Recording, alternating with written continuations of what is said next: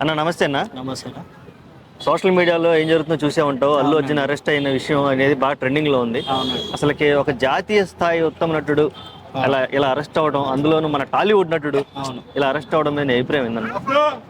అది ఏందో మన ఇండస్ట్రీకే ఒకసారి కలిసెత్తలేదు అనుకుంటా. ఎందుకంటే మొన్న అవార్డు వెళ్ళాల్సిన మన జానీ మాస్టర్ కూడా అరెస్ట్ అయిపోయిండు. ఇప్పుడు మన అల్లు అర్జున్ గారు.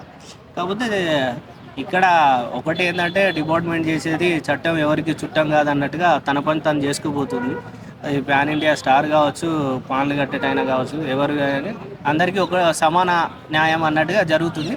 బట్ ఇది అక్కడ ఏదో జరిగిన దానికి మనల్ని అంత ఇదిగా తీసుకొని పోయి అంటే బాధ్యుడు అల్లు అర్జున్ చేయటం అనేది ఎంతవరకు కరెక్ట్? అసలు అది కొంతవరకు డిసప్పాయింట్.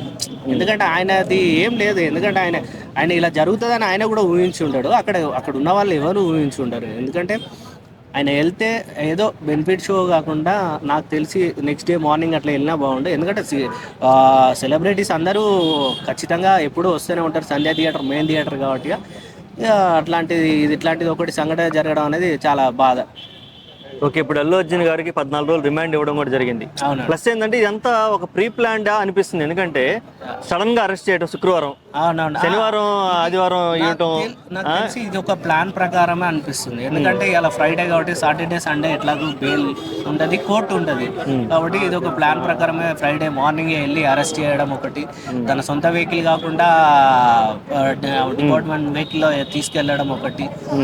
ఎందుకంటే ఆయన ఒక పెద్ద స్టార్. ఇంకొకటి ఆయన ఏం పెద్ద తప్పు చేయలేదు. ఏదో తీవ్ర అది సినిమాలలో చేసిండు. 2000 టన్నులు తుంగ అది చేసిండు కానీ బయట ఏం చేయలే కదా. అక్కడ దొరకలే కానీ మనవాడు ఇక్కడ దొరికిపోయింది అనిపిస్తుంది.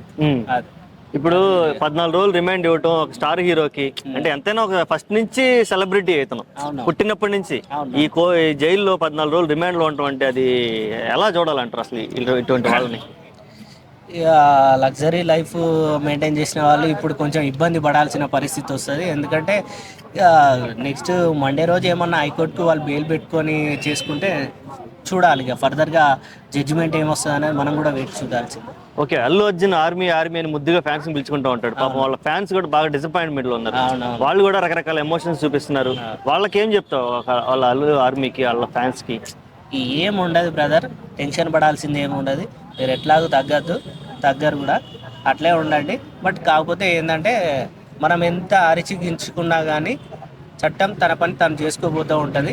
కాబట్టి మనం కూడా చూస్తూ ఉండాలి. కానీ మనం ఏదో రోడ్ల మీదకి వచ్చి ఏదో చేద్దాం ఏదో అంటే కూడా కాదు.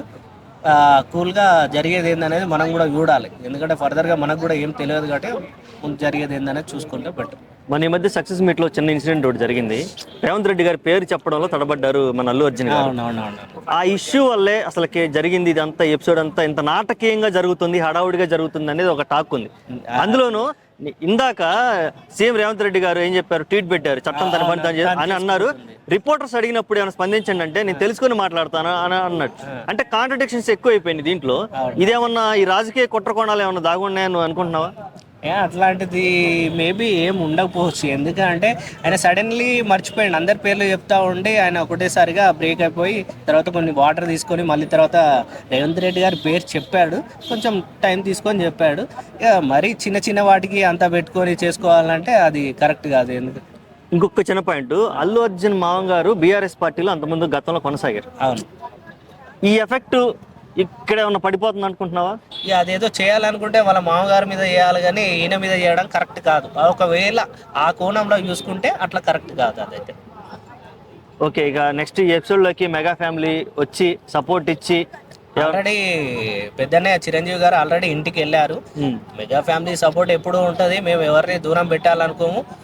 మేము చెప్పను బ్రదర్ అన్నా కూడా మేము చెప్పిస్తాం బ్రదర్, అంతే తప్ప మేము ఎవరిని దూరం చేసుకునే వ్యక్తులం కాదు. అందరితో కలిసిపోయి ఉండేటోళ్ళం. అందరు బాగుండాలి, అందరూ మేము ఉండాలి అనుకునే వ్యక్తులు. కళ్యాణ్ అనే కావచ్చు, నాగబాబు అనే కావచ్చు, చిరంజీవి అనే కావచ్చు, అందరూ ఒకటే. అట్లాంటిది ఒక సపోర్టే ఉంటుంది తప్ప ఎప్పుడు ద్వేషించాలి ఇదిగా అని చెప్పేసి ఎప్పుడు చూడరు. అదైతే